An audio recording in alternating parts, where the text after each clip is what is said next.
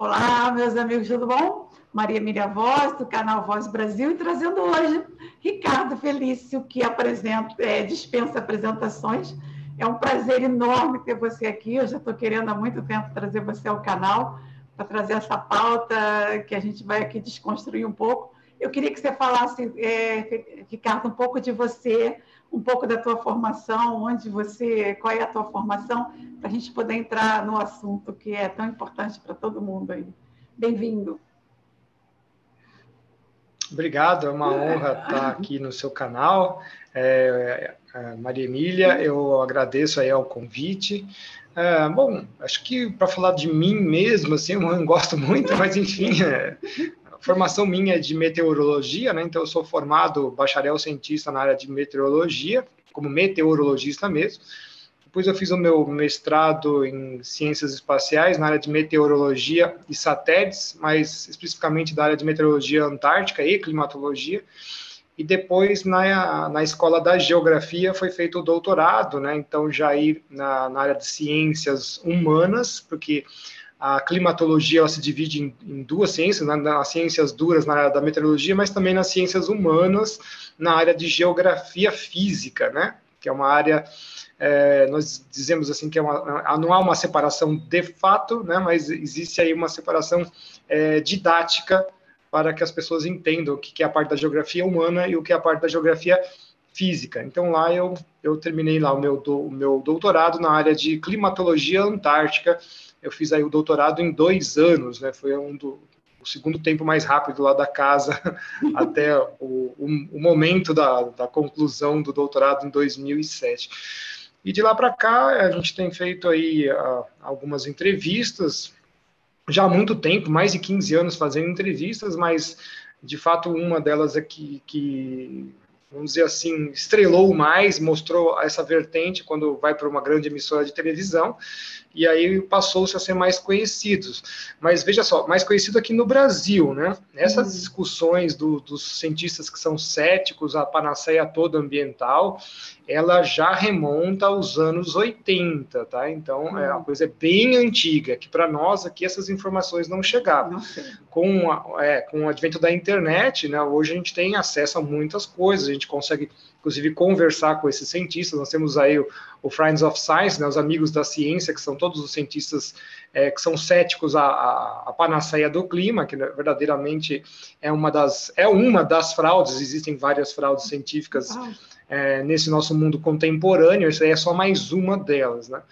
E aí seguir essa vertente de lutar pela busca da verdade, e hoje ainda vejo isso com um cunho até, além de filosófico, também bastante religioso, quando a gente consegue entender que esses globalistas, eles são todos aí da ala do satanismo, obviamente, e eles cultuam Gaia, né? Gaia, para quem não sabe, é uma das deusas que era progenitora dos titãs, e os titãs eram feitos para destruir os homens. Então, toda essa parte de sustentabilidade, ambientalismo, está vertendo, né, para esse lado, né, despenca, aliás, nem vamos dizer assim que verte, ele despenca para um lado metafísico, inclusive, que, obviamente, vai ter reflexos muito grandes na sociedade, porque vai extinguir o homem. Então, veja só que faz exatamente a paridade do que os gregos ainda lutavam. Né? Que vem desde Gênesis, né? A luta do bem contra o mal. Então, essa história, essa guerra que a gente está vivendo hoje, inclusive dessa falácia que a gente está vivendo agora nesse momento, vem dos primórdios, e a gente vai chegar lá. Mas eu queria, a pauta ambiental, né, que todo mundo fala, a Antártida está derretendo, a camada de ozônio está aumentando, porque a Terra está esquentando, o oceano vai subir. Me parece muito, Ricardo, que foi como você falou, parece uma religião ambientalismo, que tem os reverendos mortos, e hoje virou uma indústria, né? Você tem indústrias que dependem dessa falácia do ambientalismo. Não que não seja necessário, eu adoro um ambiente natural, mas a prerrogativa tem sempre ser a vida humana. E não preservar para quê? Para a vida humana. E parece que é exatamente o contrário. Parece que é uma política para cada vez restringir mais as nossas condições de sobrevivência. Mas eu queria que você falasse ali sobre, começando, já que a gente vai entrar vamos cair na Antártida, sobre o que é a camada de ozônio. Esse buraco da camada de ozônio. É uma das primeiras fraudes científicas, né? Inclusive, não existe uma camada de ozônio, que a gente sempre fala, né? Não existe um preservativo planetário, que é a coisa que se vende, e dá muita risada quanto a isso, que chega a ser absurdo e patético. O que existe é a chamada ozonosfera, que, na verdade, é um substrato da base da estratosfera. Então, nós temos camadas na atmosfera. A primeira é a troposfera, de baixo para cima. A segunda seria a tropopausa e a terceira a estratosfera. Aqui a tropopausa também, didaticamente, no colégio, eles passam uma linha, né? Mas, na verdade, ela não é assim. Ela é um substrato também bastante grande, bastante pronunciado, depende de diversas atividades que a própria atmosfera estiver desenvolvendo, ela pode se estreitar mais ou aumentar, mas a ozonosfera ela fica na base da estratosfera, que seria então a terceira camada, onde você tem alta probabilidade, então veja só como eu estou dizendo aqui, alta probabilidade de se encontrar ozônio. Se eu falo alta probabilidade, significa que existem momentos que não vai ter ozônio. Isso já é conhecido lá do começo dos anos 30 do século passado, né? Então não é nenhuma novidade.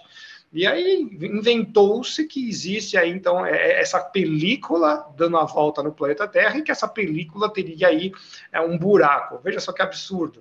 Bom, a ozonosfera, para existir, ela necessita de radiação ultravioleta base C, né, da frequência do C. E se ela precisa de radiação, significa que ela tem que ser ativa por luz, né? Então tem que ter sol, tem que ter presença de radiação solar. Obviamente, em alguns meses, tanto no Ártico quanto na Antártida, principalmente nas bem altas latitudes, lá próximo dos 80 aos 90 graus sul ou norte, dependendo da estação sazonal, você vai ter um período de escuridão total. Então, vejam só, se você não tem radiação solar, porque não tem dia, você também não tem radiação ultravioleta C. E é óbvio que o gás ozônio, que é o O3, ele é um gás extremamente transiente, ele se autoaniquila quando um ozônio encontra com o outro, ele reage com qualquer coisa. Então ele vai desaparecer. Ele vai simplesmente desaparecer. E isso já é conhecido desde 1957, não é uma novidade. E no Ártico também, só que as anomalias entre o Ártico e o Antártico, a gente chama então de anomalias, né? Aliás, a anomalia, quem dá esse nome são os cientistas, né? Nós adoramos dizer anomalias, por quê? Porque a gente não conhece absolutamente nada de nada, vamos deixar bem claro para as pessoas, e a gente tem que balizar a natureza com alguns valores. Então a gente cria médias, a gente cria essas coisas todas, e tudo que foge daquela nossa regra que nós inventamos, que o planeta Terra não nos deu um manual como funciona a Terra, nós é que inventamos tudo isso, deixar bem claro isso para as pessoas que é muito importante. Então tudo que escapa disso a gente chama de ponto fora da curva, de anomalias, e você pode ter anomalias para mais ou para menos, e acha que tem lá um momento médio que tudo está tranquilo, né? Então esse momento médio praticamente nunca existe, certo? Porque é sempre a soma de todos os valores, né? É como se fosse precipitação média de uma certa cidade. Mas quando é que chove a média? Nunca. Nunca vai ter uma chuva que vai cair exatamente na média. Nossa, hoje choveu a média. Não, né? São valores de referência. Então, do ozônio é a mesma coisa. Então, quando se percebia que passava o inverno tanto no Ártico quanto no Antártico, o ozônio simplesmente sumia, ele desaparecia. E, ao voltar a radiação solar, portanto, nos primeiros dias de primavera, rapidamente esse substrato se recompõe. Então não tem nenhuma novidade quanto a isso, mas nos anos 80 eles inventaram essa história do que os gases refrigerantes destruíam a tal da camada de ozônio, que é uma coisa que não existe. E veja só, do mesmo jeito que você tem dias santificados para santos, você tem dias santificados para os capetas, né? Porque você tem lá o dia da camada de ozônio, que é em setembro. Então a gente consegue ver todos esses tipos de paralelismos com essa pseudo-religião adoradora de Gaia, né? Sempre trazida pela ONU. Mas, assim, então a gente consegue fazer isso tanto pela versão científica das coisas, que é uma fraude, da versão de legitimação de geopolítica, que é usada como instrumento para decisões pré-estabelecidas, quanto também no mundo metafísico, espiritual, religioso, que você vê que também isso aí está tudo interconectado. Então, hoje, não dá mais para você não conseguir transitar nas três coisas ao mesmo tempo, porque elas estão extremamente claras para a sociedade. Eu até falo isso, eu não consigo desvincular a espiritualidade de política e ter consciência do que está acontecendo. É tudo uma coisa só. Aí você até falou aí dos gases, eu me lembro que uma pessoa até me perguntou, porque teve um momento do gás fluoroclorocarboneto, CFC, que foi obrigado que os ar-condicionados todos trocassem as suas máquinas, que o arzinho do desodorante também fazia mal, essa camada de ozônio. O que existe nisso? O que está por trás disso? Olha, Emília, sua pergunta é muito importante e ela... eu lanço uma campanha, que pena que pouca gente adota isso, né? CFC Patrimônio da Humanidade. São os gases refrigerantes industriais de melhor, vamos dizer assim, de melhor aceitação para tudo, inclusive para a própria natureza, porque se descobria que as bactérias comiam os CFCs que saíam. Olha. Então você tem vários tipos de estudos mostrando essas coisas. E cá para nós, né? Se as bactérias comem CFC, elas não aprenderam a comer isso nos últimos 70 anos, né? Então também tem aí estudos que mostram que existem CFCs naturais, principalmente que são emitidos pelos vulcões. O Taziev, que era um vulcanólogo na época lá dos anos 80, criticou muito essa performance da indústria química, que aí você tem várias empresas que estavam associadas a isso, que elas queriam desaparecer com os gases CFCs, porque eles perderam as patentes, aí eles lançaram os HCFCs, depois eles lançaram também os HCFCs primeiro, depois os HFCs, e agora definitivamente eles estão banindo todos os gases refrigerantes desde 2011, então já são 10 anos aí que estão tirando todos os gases refrigerantes. Nós temos um problema drástico quanto a isso nas plantas industriais. As plantas industriais passaram a ser agora explosivas ou então tóxicas, né? Quando você tinha os CFCs, nada disso acontecia. Hoje é estimado que mais ou menos 11 mil pessoas no planeta morram por causa de incêndios em navios, em centros industriais. Por causa desses gases. Por causa da ausência desses gases, porque eles eram agentes extintores. Por exemplo, o Chemetron 123, o One-Two-Three que eles falavam, ele era um dispositivo que conseguia extinguir o fireball, que é aquela explosão inicial, em 1/4 de segundo. Imagina uma coisa dessa. Então, você estivesse trabalhando num centro sinóptico de uma estação de controle elétrico, onde você tem chaves abrindo e fechando de transformadores, tudo mais, se desse um curto-circuito, o sistema é tão eficiente que antes daquela bola de fogo queimar o operador, já tinha extinto o fogo, né? E a pessoa não morria com aquilo, porque o CFC é totalmente inerte, então ela se asfixiava de um determinado momento enquanto o gás estava lá espalhando e extinguindo o fogo, rapidamente já liga o ventilador para voltar à oxigenação, a pessoa sai andando numa boa. Quer dizer, é uma coisa assim, então, o que está por trás disso, Ricardo? A intenção é fazer mesmo que seja uma coisa explosiva? A intenção é cada vez nos afastar? Não, é muito pior. É muito pior, porque você dificulta o acesso, além de levar, né? Isso estava já estabelecido no protocolo de Montreal, né? O IOTP era um dos primeiros painéis que a ONU criou, em 1987.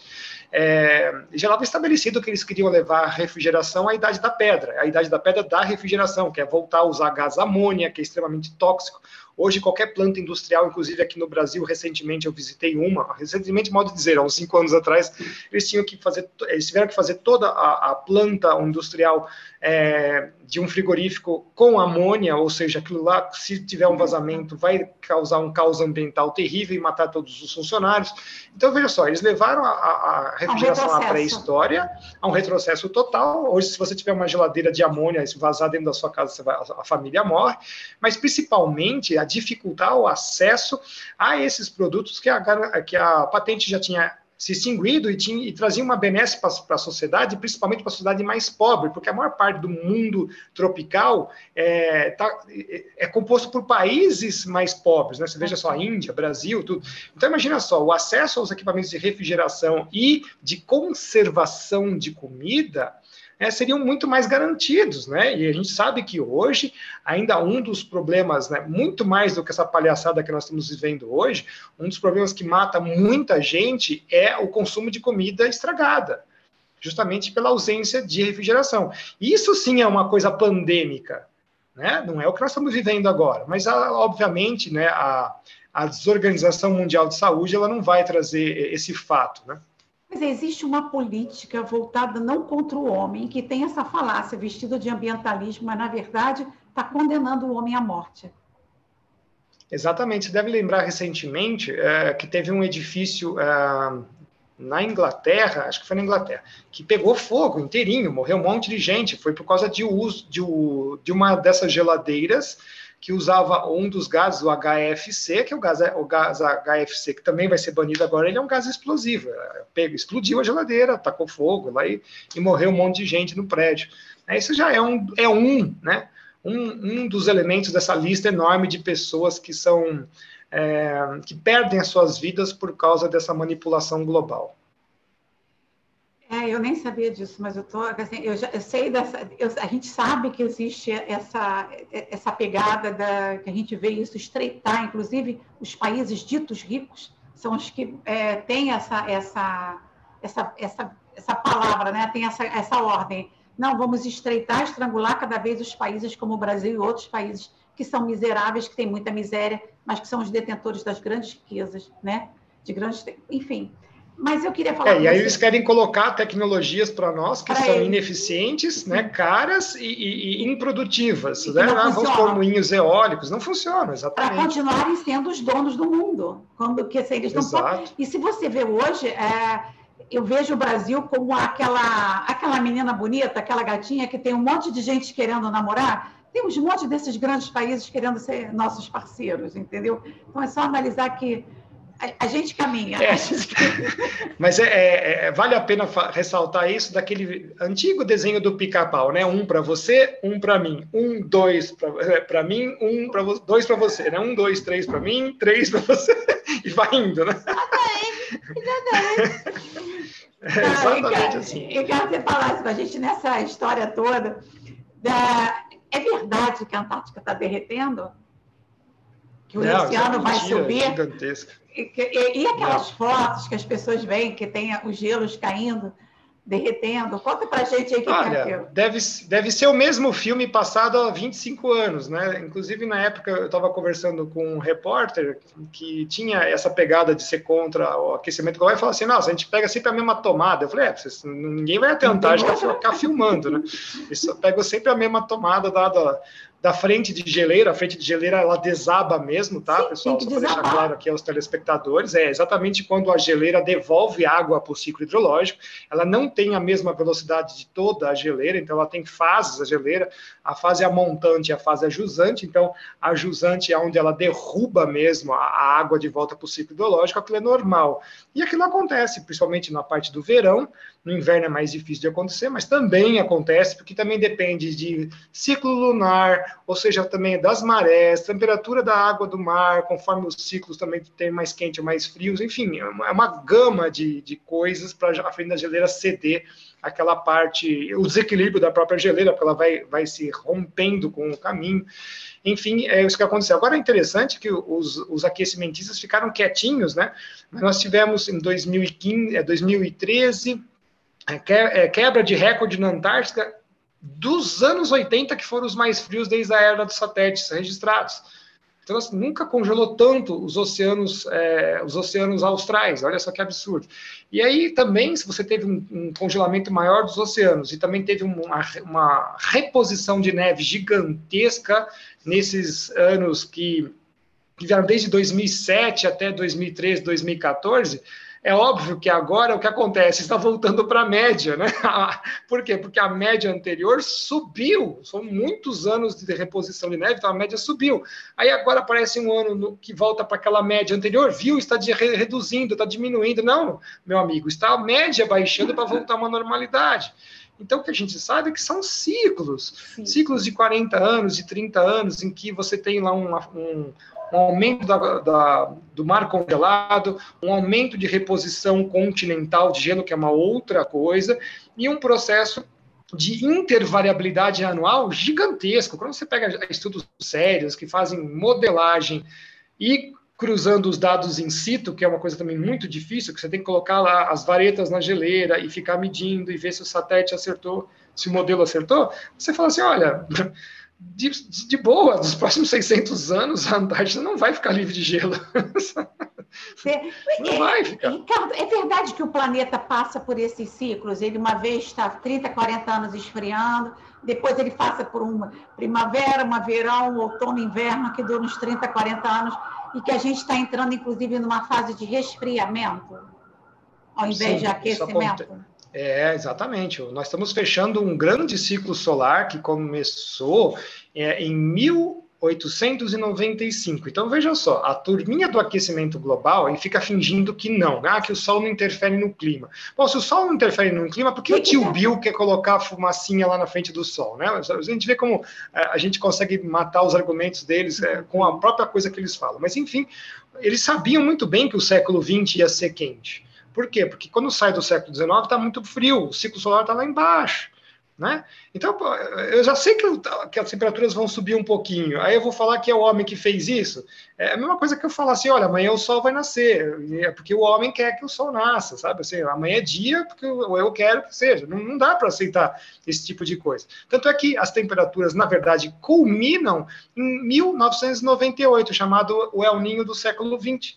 A partir dali, os aquecimentistas calaram a boca porque eles começaram a ver que parou, né? A Terra parou de esquentar, os modelos de computador deles continuavam esquentando, só que a Terra parou.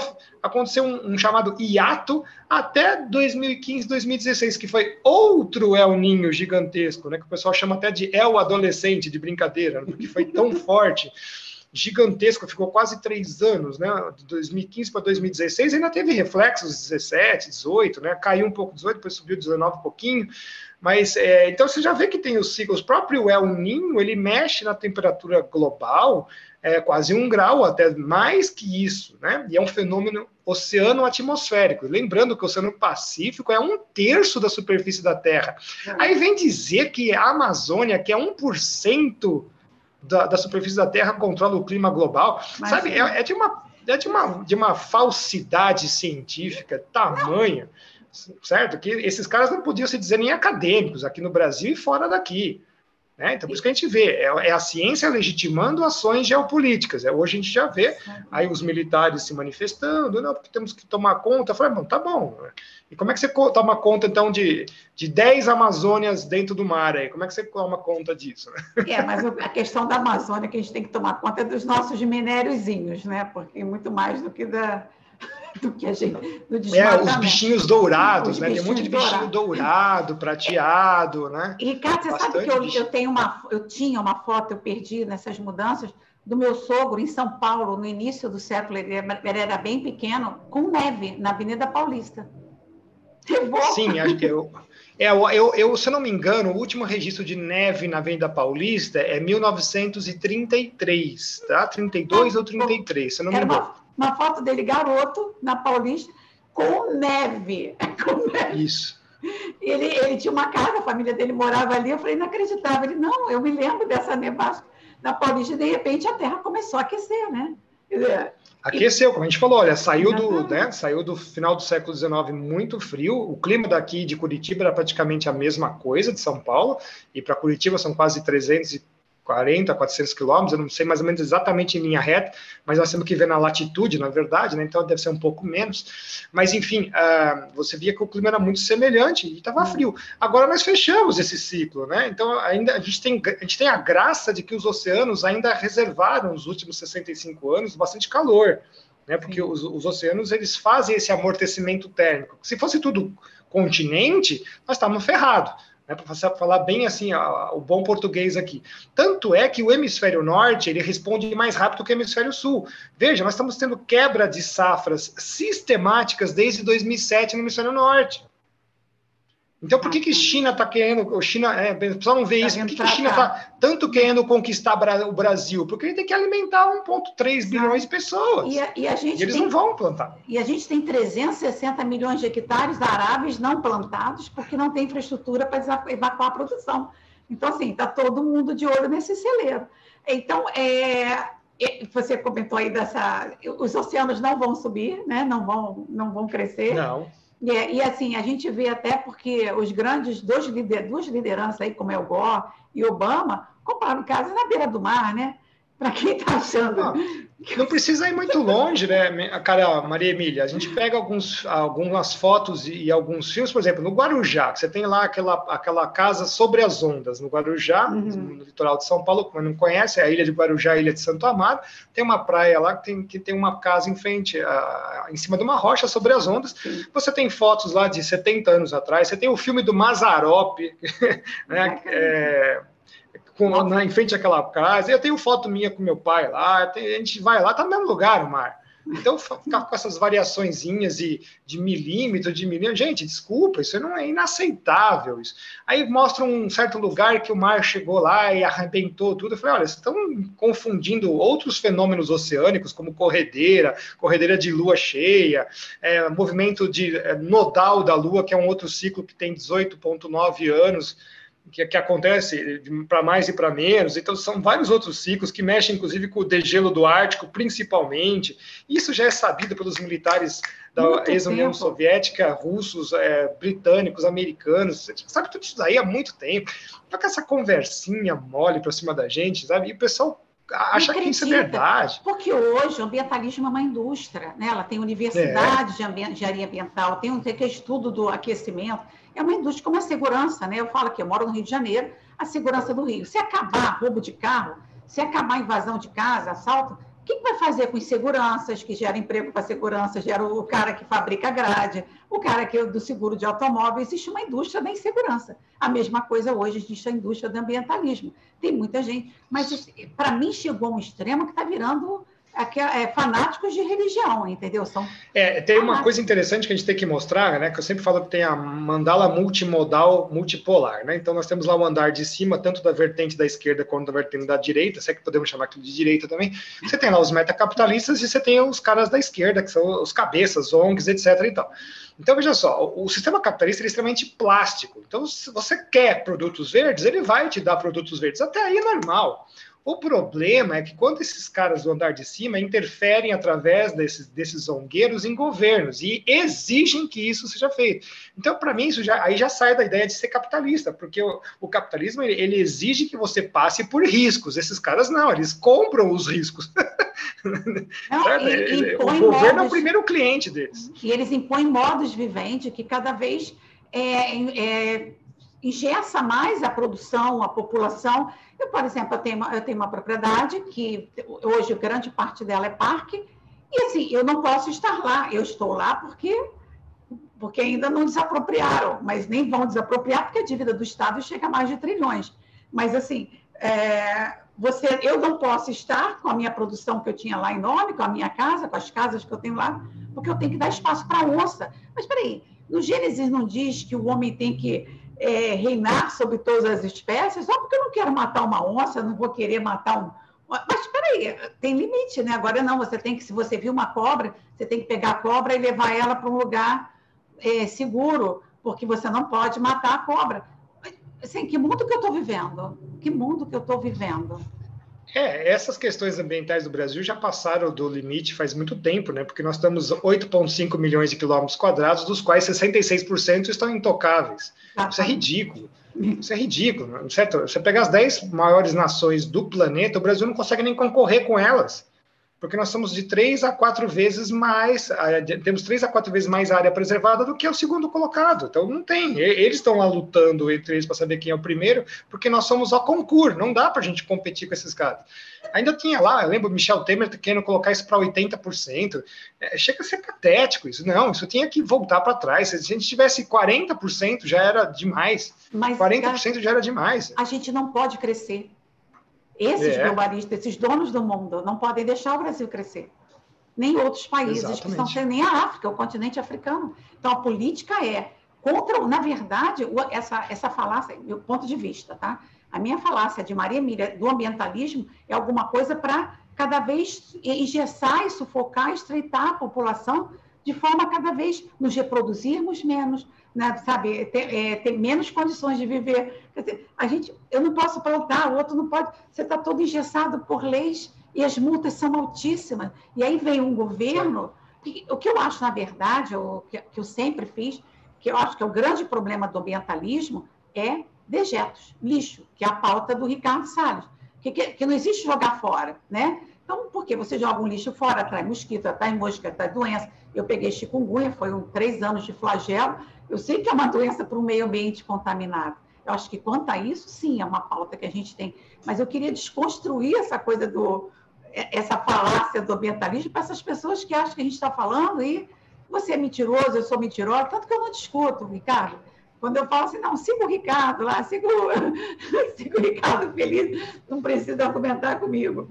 Mas, então, as geleiras não estão derretendo, o oceano não está subindo. E qual é o impacto do homem na destruição do planeta? Quanto que nós, essas criaturas tão pequenininhas, somos capazes de destruir o planeta? É insignificante, né? Porque primeiro nós nos juntamos todos em cidades. Nós estamos entre 65% a 80% da população dentro de cidades. As áreas das cidades são ridículas, são 0,05% da superfície do planeta. Então começamos a questionar qual é o problema. Na verdade, a gente devia estar espalhado, né? Porque quando você concentra todo mundo, você cria problemas ambientais. Então os problemas ambientais estão junto da gente aqui, né? Você tem uma cidade, né? Uma grande metrópole que passa um rio de dejetos. Onde está o problema ambiental? Está aqui mesmo, não é o ursinho polar, é aqui, né? E alguém resolve isso? Não resolve, mas você paga, por isso paga. Você já paga, você paga para uma companhia de saneamento que é uma estatal, aqui no estado, que não entrega água durante a noite, mas vende commodities, né? Commodities da água, vende ações na Bolsa de Nova York. Então você fica perguntando, você está fazendo bem para a sociedade ou você quer vender, né? Ter lucro? Nós, produtores de água, porque eu tenho diversas nascentes, não ganhamos nada, né? Ao contrário. Agora que está vindo uma pauta aí de PSA, de pagamento de serviços ambientais, porque você produz água e a empresa lá está ganhando fortunas e os produtores de água não ganham nada. Quer dizer, é uma política nojenta, né, Ricardo?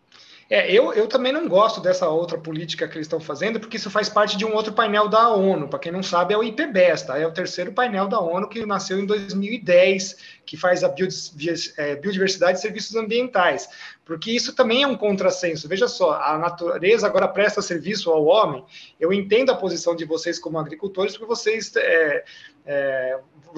não estão recebendo por isso, mas na verdade eles é que não podiam cobrar. Eu já falei isso. Eu falei, cara, por que a água é como o ar? Devia ser um bem gratuito, né? Eu respiro, daqui a pouco vão cobrar o ar que eu respiro. Ah, você não pode falar isso. Inclusive, eu já falei em comitês. Eu falei, bom, então se vocês pagam, eu tenho que receber também. Né? Porque se vocês estão ganhando dinheiro, eu tenho que receber. Porque eu produzo, a água nasce em rios na minha propriedade e eu não ganho nada por isso. Agora, eu acho que deveria ser de graça. Se eu não estou ganhando nada, deveria ser de graça. As empresas de... eu tenho muita relutância quando tem essas coisas de privatizações, assim, é feito a qualquer jeito. Por exemplo, serviços como a água e energia. Eu acho que a energia, mesmo se você quisesse privatizar, tinha que ter uma coisa dizendo o seguinte, olha, nós temos que ganhar dinheiro, lucro, você quer lucrar, você vai lucrar por demanda e não por escassez, que é o que acontece no Brasil e em vários outros lugares. Então, vamos fazer energia barata, vamos fazer muita gente consumir energia, que aí você injetando essa carga gigantesca de energia a preço baixo, você explode a economia em todos os vieses possíveis. Hoje, por exemplo, se você tivesse agricultura, você não consegue colocar um pivô, porque um pivô consome uma quantidade gigantesca de energia elétrica, né? O pessoal acha que dá para tocar um alto-forno de uma siderurgia com um catavento. Isso não existe, gente, certo? Normalmente você pega lá uma turbina de Itaipu, alimenta um alto-forno gigantesco de uma Cosipa, de uma CSN, porque isso aí você precisa de muita energia. Então, se você não tem energia nem para coisas extremamente básicas como siderurgia, acabou, né? E veja que esse tipo de mentalidade de já fazer isso, olha, isso aqui vem até dos países comunistas. Até dos países comunistas, os caras... eles sabem disso, que eles não podem deixar a energia subir, porque tem isso reflete em toda a cadeia produtiva. Até país comunista sabe disso. O Brasil parece que não sei o que está esperando. Não, vai colocar painel painel solar, vai colocar moinho eólico, aquilo lá estraga completamente o meio ambiente, mas ninguém fala nada, né? Não toca coisa nenhuma. Barulho de reprodução, quer dizer, faz um barulho horrível a energia eólica, um barulho horrível. Nossa, é insuportável. O pessoal, a gente pega os laudos médicos da Alemanha, o pessoal, assim, o número de ataque cardíaco dos caras, assim, dobrou, triplicou, sem falar que não funciona, né? Porque tem inverno, congela. E o Brasil pasmem, né? Ele é o recordista mundial de acidentes em parques eólicos. Aqui, quando venta, cai o moinho, né? Só no Brasil também. Eu não sabia isso. Me fala uma coisa, e se a gente destruísse a Amazônia inteira, o que aconteceria no Brasil e no mundo? Não sei onde é que a gente vai colocar 500 trilhões de árvores. Mas, hipoteticamente... Isso não existe, é impossível a gente conseguir fazer isso, não vai mudar nada do clima do planeta, né? Essa que é a grande verdade, só que o problema é que a floresta ela se recupera muito rápido, existem vários trabalhos científicos que fazem isso, tem um até no Instituto Emílio Coelho, para quem tiver curiosidade, eu achei um trabalho sensacional que foi feito no pior sistema possível, que é o de mineração. Então, fez a mineração, revolveu-se o solo, fez a mineração, volta-se, né, verte-se o solo de novo, porque o solo é um bem, é um patrimônio mesmo que a gente não pode desperdiçar, aí deixou ao relevo, alguns lugares eles fizeram replantio, a vegetação voltou em menos de 20 anos, né, 10, 15 anos. É absurdo. Eu tenho isso na minha propriedade, porque uma área que era café, meu sogro deixou crescer o capoeirão, e hoje é uma floresta bem fechada, uma mata fechada. E se você for ver, eu fico pensando, não, mas você está destruindo o meio ambiente, as pessoas destroem o meio ambiente. Em 20, 30 anos, como você falou, uma floresta se recompõe. Por exemplo, você pega um vidro, joga no mar. Quantos anos eles levam para se recompor? 1000 anos? Mas ele se decompõe.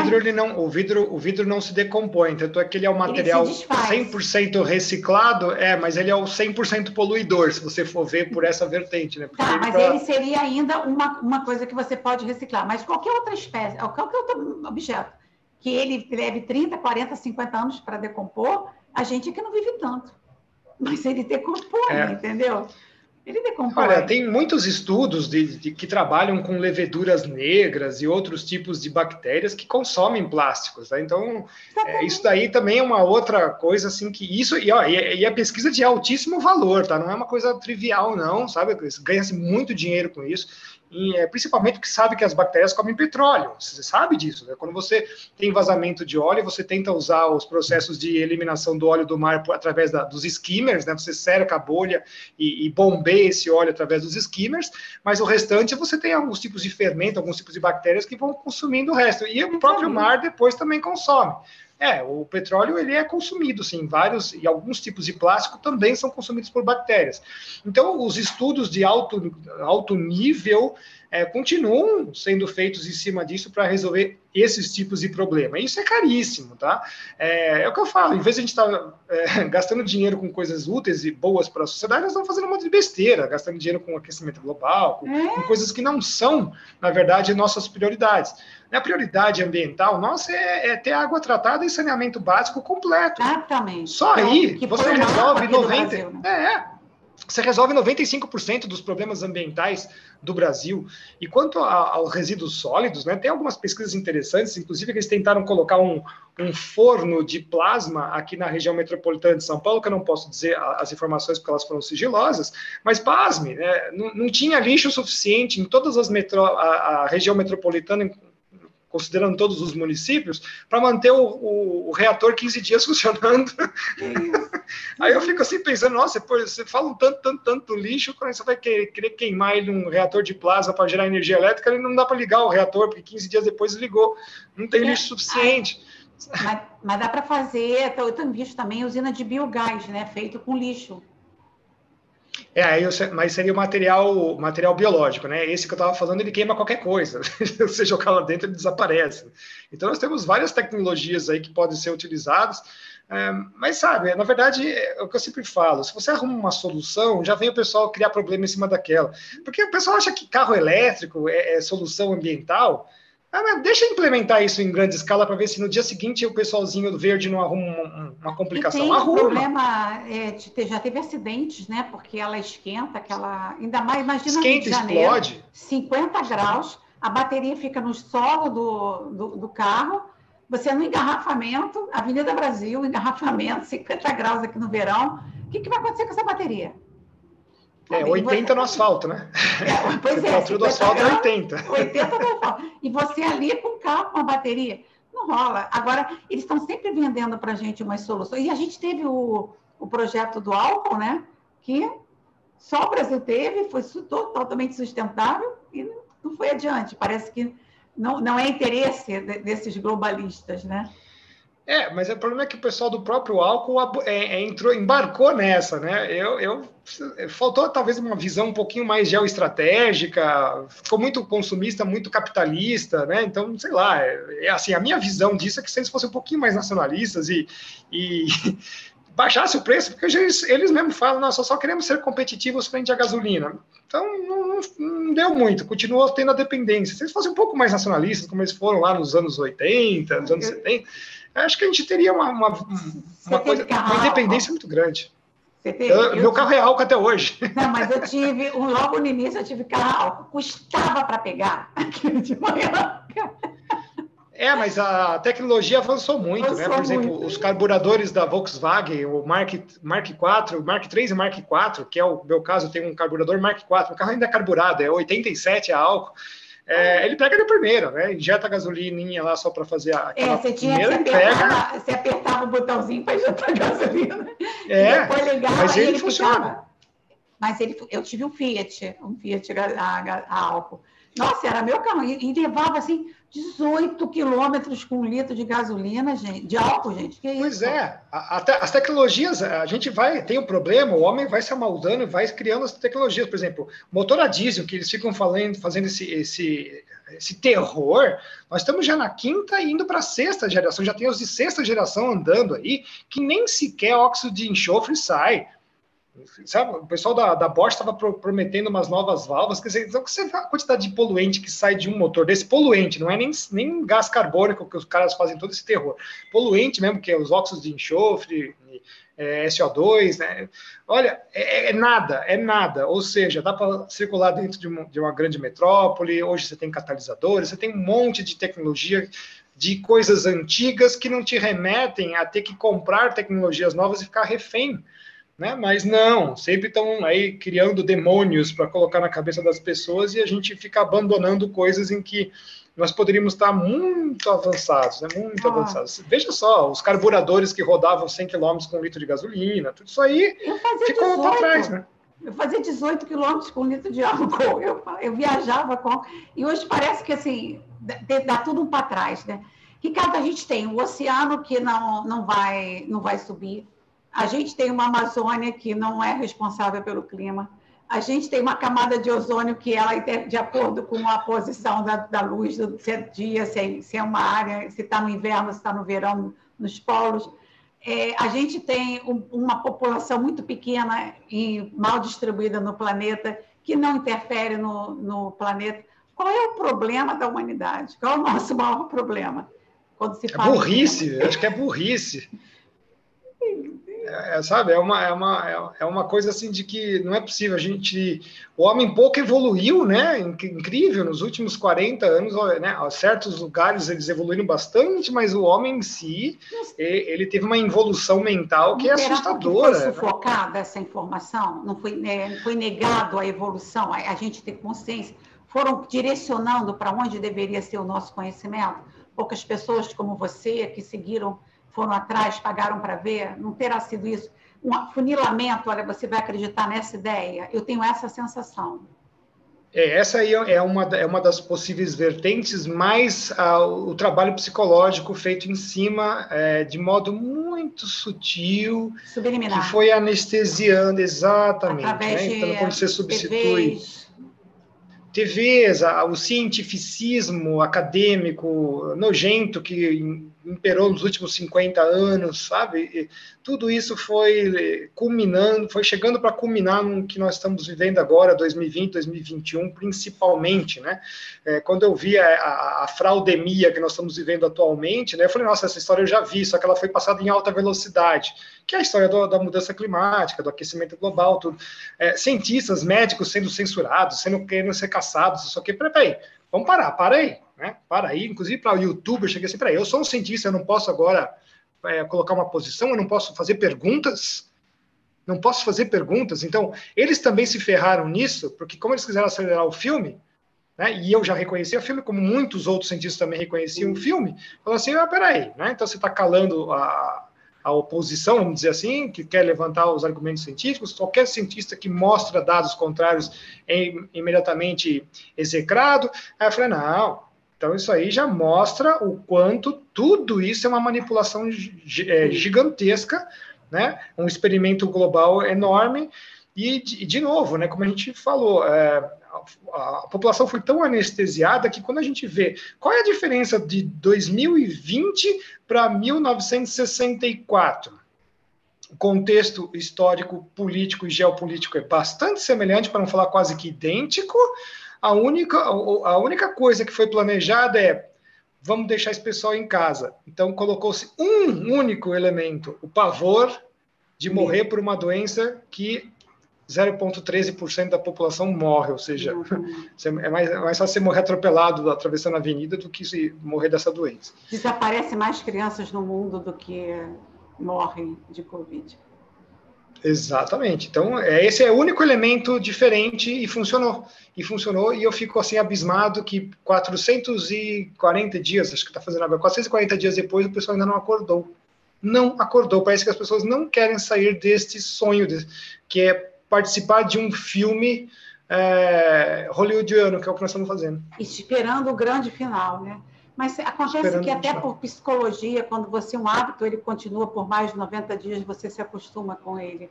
E as pessoas vão se acostumar a ficar em casa e cada vez interagir menos, a não cumprimentar, a não estar com seus velhos, com seus pais, a não estar em família, né? A não interagir, o happy hour do trabalho. Eu adoro quem faz desobediência civil. O Carioca tem feito muita desobediência civil. É isso aí. Tem feito bravos muita. Cariocas. Você vê, porque são irresponsáveis, sabe? Pelo amor de Deus. E assim, eu tenho um filho que estuda medicina e fica muito preocupado, porque ali na faculdade, sabe, ficam colocando o que é isso, aquilo, enfim. Mas eu saio de máscara na rua sempre que eu posso tirar máscara, mas quando eu estou sozinha, eu não consigo andar com máscara, eu me sinto super mal. Cara, eu estou respirando, eu volto para casa com a garganta ardendo quando eu fico muito tempo na rua de máscara. Eu volto com muita dor de garganta. Isso não pode fazer bem. Isso deve me deixar. Isso não faz bem, né? Isso não faz bem de jeito nenhum. Quando você dificulta a troca gasosa do seu corpo, você está se matando. É isso que eu queria falar. Literalmente você está se matando. Quando você usa máscara, você pode dar, inclusive, aquele estado de quando você respira muito, o próprio ar, você ficar tonto, você perder consciência, começar a falar bobagem, assim, não nesse nível, mas deixar a pessoa mais lesa, o fato de ela estar usando máscara. Uma leve asfixia, né? Uma leve asfixia. Sim, por asfixia, ela ficar meio lesa. Quando você começar a sentir já aquele calor na frente do rosto, é semelhante quando você está dentro de um auditório que a ventilação é muito baixa, né? A concentração de CO2 vai para 5.000, 6.000, já começa a ficar bem preocupante, às vezes até tóxico, as pessoas começam a ter um cansaço, né? E aí a pessoa desmaia, né? Sem saber. Então, a morte por concentração de CO2, né? Não é o monóxido de carbono, que é o CO, esse é um veneno, entra no sangue e não sai mais, mas o CO2 ele vai fazendo a pessoa ficar sonolenta, né? E vai dando uma asfixiada leve e depois ela desmaia. Mas assim que você coloca ela num ambiente ventilado, ela volta, isso que é importante, né? Como é o caso do CFC que a gente explicou anteriormente. Por isso que a pessoa podia usar a bombinha, os asmáticos usavam a bombinha do CFC, ela não faz nada, ele nem entra, ele sai normalmente, né? Então são gases inertes. O CO2 ele não é inerte, mas ele também não fica, que a associação da hemoglobina não faz. Na hora que você põe num ambiente ventilado, imediatamente você já volta a efetuar a troca gasosa. Isso é bem interessante. Então é legal até porque tem muitas pessoas que estão mais sensíveis, que se sentem muito mal com máscara. Eu me sinto muito mal com máscara, sabe? Eu fico suando, fico com dor de garganta e às vezes tenho que parar, sair a algum lugar, respirar, porque me faz mal quando eu fico muito tempo fora usando máscara. Isso então, sim, isso sim, eu acho que é uma decisão estatal absurda, porque tirando toda a individualidade das pessoas, exato. Como assim? Você não sabe se a pessoa tem alergia, se a pessoa tem problema psicológico, psiquiátrico e tudo mais. Como assim? Isso é um absurdo. Isso aí, olha, se não fosse esse Supremo, isso aí seria revogado imediatamente, em qualquer lugar do mundo. Isso é muito absurdo. E não faz nem efeito nenhum, né? Nós já provamos isso, que isso não faz efeito nenhum. imagina, você em um laboratório que você trabalha com nível NB4, você acha que uma máscara de pano está segurando o quê? Isso é uma fraude científica gigantesca também. Para vender máscara também, né? Ricardo, nesse momento que a gente está vivendo, você não acha que a gente chegou num ponto em que você falou que as pessoas estão até agora sem acordar? Você não acha que as pessoas começaram a acordar? Você viu algum indício disso? Você acha que a gente está numa mudança? Eu vejo um processo de aprendizagem. 2020 também teve a contrapartida que muitos canais da internet, por isso que eles vieram em cima com censura muito pesada, né? Começaram a mostrar um monte de coisas, as pessoas tiveram mais tempo para se informar. Bom, mas que história é essa? Nem quem acha que a gente é louco ou não interessa, mas vai ficar com a pulga atrás da orelha, vai pesquisar e vai ver que tem mais gente falando, né? Enfim, então... iniciou-se um processo de aprendizado, mas do aprendizado para a ação ainda tem aí, falta uma iniciativa de coragem. Mas já tem uma observação. E a proposta é essa, meu canal fala de política, eu falei, e há algum tempo que eu venho tentando falar com você, para que esse público, que eu converso com as pessoas, muitos não sabem, né, quem é o Ricardo Felício, e são pessoas de bom nível, pessoas instruídas, e não tem, por quê? Porque foi afunilado na informação, isso aqui você não pode ver, isso aqui você não pode ver. Mas você, o que acha que, assim, em termos do meu canal, ou que as pessoas podem fazer, o que elas devem fazer, que canais, além do seu, que eu vou deixar aqui o seu canal para seguirem, o que as pessoas podem fazer para terem mais consciência, onde elas podem se informar, para ter mais consciência sobre o que está acontecendo, saindo dessa falácia que hoje é essa religião, ambientalismo?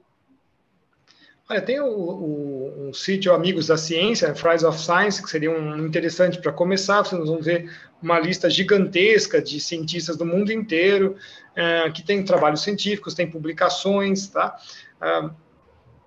Dá para começar por aí, vocês podem encontrar muitos livros no meu site mesmo. Quando vocês entrarem em qualquer um dos vídeos, vai ter lá um link para chegar no site, tem lá uma lista de trabalhos, de autores, de livros. Nós já temos livros no Brasil falando sobre esse tema já em português, né? Inclusive alguns foram traduzidos. Eu acho que o Manual do Politicamente Incorreto da Mudança Climática é um deles bem interessantes, é um catatal gigantesco também para quem quiser iniciar a leitura. Tem a Fraude do Efeito Estufa, que é de um jornalista alemão, o Blüchel, né? Enfim, tem bastante coisa, mas como a Maria Emília vai deixar aí o link do canal, eu recomendo aos seus telespectadores a verem um programa que tem no canal chamado Rolando um Clima, que é uma espécie de revista semanal que eu faço. Sempre no comecinho eu coloco alguma sugestão de livro, tá? Então, já em português, que as pessoas podem acessar e não estão esgotados, a maior parte deles não está esgotado, dá para começar a se informar. E dali é só seguir, né? Nós temos também outros livros já publicados, que eu cito também no livro. Tem filmes também, né? O documentário A Grande Farsa do Aquecimento Global, né? The Great Global Warming Swindle, também já tem com legendas. Vocês vão ver os ex-membros do IPCC, que é o segundo painel da ONU, que é do clima, se revoltando com o painel, saindo de lá, porque passava literatura não revisada de ONGs para compor os relatórios para chamado o relatório executivo, né? É o resumo do resumo. Eu não consigo imaginar um relatório de 3.000 páginas virando 25, né? Mas aí esse relatório é feito para políticos semi-analfabetos, que a maior parte do planeta é composto, tá? Então eles escreviam o que queriam, e depois disso vira um documentário, né? Uma verdade inconveniente, que a gente sabe que é a maior fraude conveniente que existe, do senhor Al Gore, né?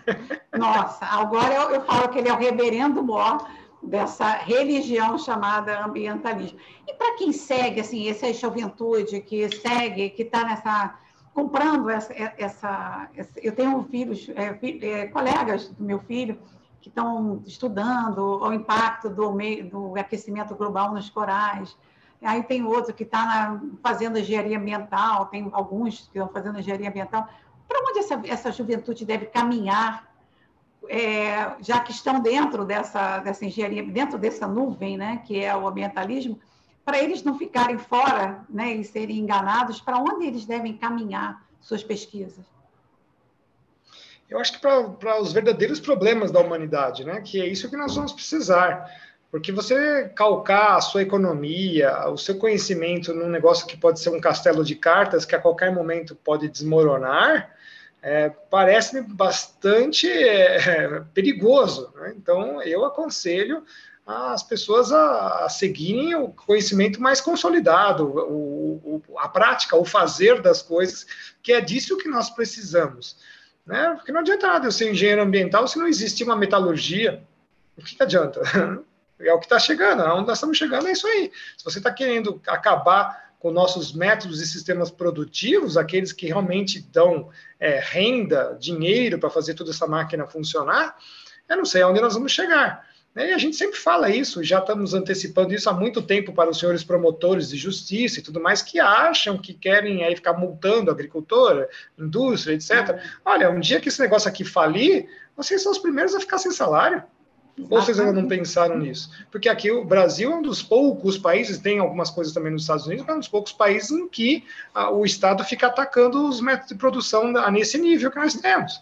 Então é um suicídio. Estão se suicidando, estão simplesmente suicidando, porque uma hora você não vai mais ter dinheiro para pagar as contas, e aí? Vocês são os primeiros a serem cortados o salário. E políticas de sustentabilidade também é uma coisa legal, a reciclagem é uma coisa legal, né? Trabalhar na parte de alternativas para tratamento de resíduos. Eu não sou adepto ao discurso da sustentabilidade, porque ele segue cartilha da ONU, os 17 metas de desenvolvimento sustentável. Isso aí é a Agenda 2030, tá? Então, por isso que eu falo, nós temos que colocar... A ideia é o seguinte, como esse pessoal gosta de cooptar tudo que é de bom para reverter ao mal, então eu sempre gosto de dizer o seguinte, o discurso é desenvolvimento racional, não é desenvolvimento sustentável. Certo? Então a gente tem as coisas boas, esses caras cooptam para eles, colocam no formato deles e dizem que, né, você faz parte do jogo. Então você continua sendo adorador de Gaia.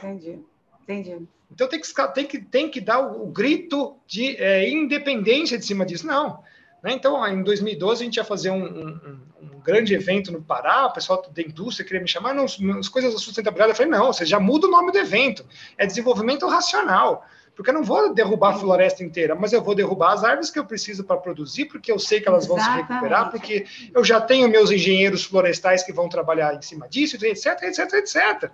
Agora esse desenvolvimento racional, porque... desenvolvimento racional, porque nós temos os melhores engenheiros, as melhores cabeças pensantes do mundo estão no Brasil e ficam colando esse selo idiota, que isso é um selo idiota, é o selo da idiotabilidade, não é sustentabilidade. E você tem que adotar um discurso idiota, que tem lá um monte de procedimentos e de metodologias que são a panaceia do inferno, porque nós não tem nem pé nem cabeça, e você tem que abrir mão, né, o detrimento do seu conhecimento racional, que você sabe que vai dar certo, que vai produzir.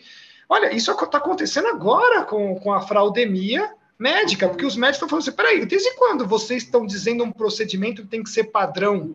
E o que não pode, se as pessoas não são padrão, cada pessoa tem um tipo de reação, cada pessoa um tratamento, exato, suas comorbidades ou não, e aí tem que seguir um protocolo que não médicos estão dizendo que você tem que fazer. Exato, então veja só, por isso que a única coisa interessante dessa história toda que nós estamos passando da fraudemia é ver tudo, como eu te falei, vendo tudo isso aqui em filme acelerado, mas o modus operandi dessa gente é sempre o mesmo, então uma vez que você aprendeu a identificar você identifica todos. Então, acho que uma das coisas importantes que todos os canais que estão fazendo, inclusive com o seu, que eu acho que também deve estar fazendo isso, o meu faz isso, é mostrar para as pessoas identificar esses modus operandi. E eles tentam variar, mas eles não conseguem fugir daquilo, porque se fugir daquilo, sai da fórmula. Né? Começa a ficar muita ponta solta e você descobre a fraude rapidamente. O discurso da sustentabilidade é o mesmo, ele é a Agenda 2030, pessoal.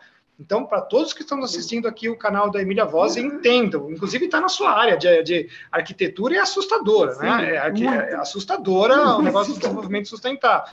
Daqui a pouco o cara vai estar morando dentro de uma lata de lixo e vai estar feliz, né? Certo? Já vi essas coisas. Não, vamos reciclar tudo. Gente, o planeta é abundante. O planeta é abundante, muito abundante. Ele se renova, ele toda vez está se renovando. A terra é mãe, né? Ela está toda hora te dando aquilo que você precisa. Isso tem tudo, na parte científica, na parte metafísica, tá na Bíblia, tem tudo. Deus fala, o planeta é abundante, nós somos nada no planeta. E outra, como nós usamos o nosso processo racional de desenvolvimento de tecnologias, de aprendizados e tudo mais, uma matéria que pode ser escassa no momento, você já verteu para outra coisa. Eu sempre gosto de mostrar para as pessoas, uma cerâmica que era silício, há 60 anos atrás era lixo, era a escória dos processos de fundição da siderurgia. Hoje ela é o quê? Processadores, chips, etc. Então, veja, a gente está sempre moldando e criando as coisas. Então, a gente não pode dizer... O desenvolvimento sustentável, por si só, eu tenho uma aula sobre isso em que eu mostro que desenvolvimento sustentável é desenvolvimento zero. É fazer com que o ser humano não progrida. Olha só, não é? Não só não produza. Porque olha que absurdo. Desde quando o sistema capitalista... Conversa, né? Desde quando o sistema capitalista, que é extremamente plástico, que adora inovações, e é o discurso dos caras de inovações e de inovações, ele tem que ficar preso num sistema fechado. Que isso? É um absurdo, é limitar o cérebro humano a coisas pequenas e só aceitar aquilo que eles querem achar que é inovação, que tem lá, você tem até 2, 3 itens daquela agenda de 2030, que são os 17 pontos lá para o desenvolvimento sustentável. Acho que é o 13º, 14º, tem lá, hein? Colocar aplicações da indústria, não sei o que, blá, blá, blá. Que eles decidirem, desde quando? Quer dizer que se eu criar uma e não aceitar, não pode. Controle. Só controle. Só controle. Nós temos que negar isso. Nós, como cristãos, nós temos que negar, nós somos os elementos atrapalhantes dessa agenda maligna. Nós somos os caras que no jogo do tabuleiro, em que pretos e brancos são mexidos pela mesma mão, é a mão diabólica, o cristão é o cara que vai lá e bate na mesa para as pedras tremerem. Nós não estamos fazendo parte do jogo. Isso que a gente tem que deixar bem claro para as pessoas. Nós não fazemos parte do jogo. Nós somos o elemento atrapalhante desse jogo. Nós estamos aqui para sabotar tudo isso. Esse é o papel nosso, porque nós não nos conformamos com esse mundo que jaz no maligno. Então, tudo isso está preto no branco. Por isso que eu falo, da parte científica, da parte geopolítica e da parte metafísica e espiritual, todas essas coisas se convergem. Quando você enxerga tudo isso, você nunca mais será enganado, porque a gente sabe que a verdade vai nos libertar. Amém! Amém! Hoje eu estava conversando com uma amiga que ela falou assim, Marimília, você é uma pessoa perigosa. Ela vai ver esse vídeo, estou falando dela. Você desconstrói as narrativas, né? Eu falei assim, eu tento desconstruir e trazer para as pessoas mais perto da verdade, né? Porque nós estamos aqui, criaturas de Deus, né? Seguimos um Cristo vivo, um Deus vivo, e estamos aqui, não vamos nos render a isso. Inclusive, Ricardo, já que você trouxe essa pauta, eu vi uma mudança muito grande quando Trump conseguiu fazer a paz entre Israel e os árabes. Para mim, ali criou aquele bloco espiritual dos filhos de Abraão, que vem desde Sara, e a gente estava formando essa coluna de paz, cristãos, muçulmanos, judeus, unidos todos aqueles que se devotam a um Deus único. E isso mexeu com essa agenda profundamente. Eles vieram para o tudo ou nada, mas eu tenho certeza de que nós vencemos e vamos sair dessas fraudes ambientais, sociais, saúde, né? A gente vai sair dessa vitoriosa, tenho certeza. Eu estou muito feliz de você estar aqui com a gente. Eu te conheci melhor, sabe? Fico até mais feliz de ter te conhecido, assim, mais próximo, que eu te conhecia desde... Quando que foi que você falou? 2012, né? 2012. 2012 que eu acompanho o Ricardo. Ricardo, eu queria te convidar, eu sei que essa live vai dar muitas perguntas, vai ter muito questionamento. Eu queria te convidar para uma live mesmo, ao vivo, e aí junto com a jornalista Regina Vilela, que pediu que eu fizesse esse convite a você, da gente fazer uma live ao vivo, nós três, assim que você puder, o horário que você puder, a gente combina com a Regina para trazer todos esses questionamentos que vão vir depois desse nosso vídeo de hoje. Está feito o convite, tá? E eu aguardo você. Eu fiquei muito, muito feliz de você ter vindo. Meus amigos que seguem o nosso canal, a gente pode ficar aqui 2 horas ouvindo o Ricardo, mas se Deus quiser, ele volta aqui ou na live, ou volta aqui com a gente, tá bom, Ricardo? Foi um prazer enorme ter você aqui. As suas considerações, tá bom? Quero agradecer a oportunidade de ter vindo aqui no seu canal. Nós, em breve, vamos abrir um curso para as pessoas, para quem tiver interesse, né? É um curso de 3 horas. Nós vamos fazer um preço bastante promocional, que é para realmente todo mundo ter acesso a essa informação, onde a gente desconstrói toda essa falácia ambiental dentro daí da parte climatológica. Por quê? Porque eles estão usando isso como a principal ferramenta. É que eu falo, os covideiros, os aquecimentistas trabalham juntinhos, bem mais próximos do que os senhores imaginam. Então, a gente já preparou isso, lançamos já o ano passado, a adesão foi pouca e muita gente nem sabia que o curso tinha existido, então... nós estamos avisando todo mundo, olha, o curso vai ser bem barato mesmo, que é para o pessoal estar preparado, porque esse ano vai ser fogo. Como que acessa? Né? Estamos... Se você me passa teu endereço, eu ponho no descritivo, eu ponho o link para o acesso ao curso, tá? Já a gente deixa aqui. E aí, meus amigos, viralizem essa live aí para a gente dar mais acesso às informações das pessoas. Vocês não estão contribuindo com o canal, vocês estão ajudando outras pessoas a abrir a mente, de ver o que realmente está acontecendo com a gente, para não sermos mais manipulados. Vamos desconstruir essas narrativas. Obrigada, Ricardo, por você ter vindo. A gente se vê em breve, tá bom? Um abraço. Deixa eu dar um stop aqui.